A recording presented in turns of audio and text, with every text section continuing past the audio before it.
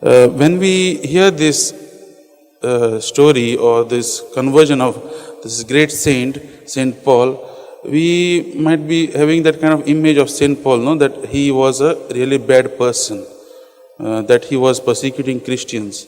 But if you go to see Saint Paul, before becoming Paul, he was Saul.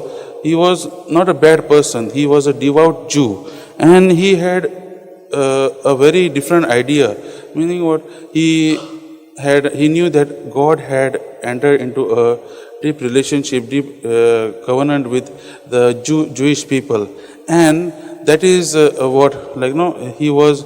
He was thinking that, no, that zeal was there for, like, to work for God, and with that zeal he was waiting for the Messiah. But only thing he did not know was that Jesus was the true Messiah, which he had not encountered before.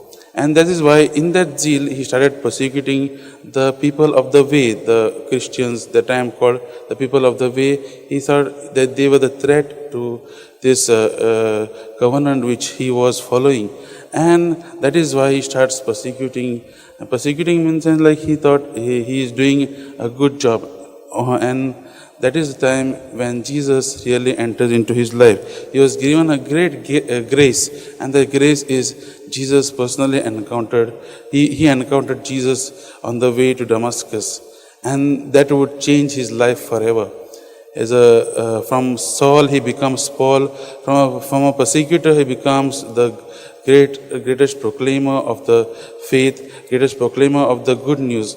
He is one of the saints, one of the apostles who took Jesus out of the, means, like, to the other places, that is other to the Gentiles, we say, the apostle of the Gentiles, we say, no. So he was transformed.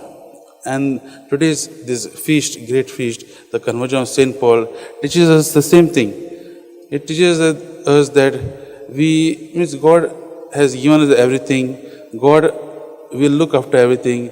But it is only our free will, no, with our response to Him. How are we going to accept God? So first, we had a different clear picture of God. Saint Paul had a different picture. But when he comes to know Jesus, his full life is changed, and he accepts that. And that is what we need to see. Once it is changed, he was filled with that fire which made him give a light the whole world, with the fire of Jesus' love.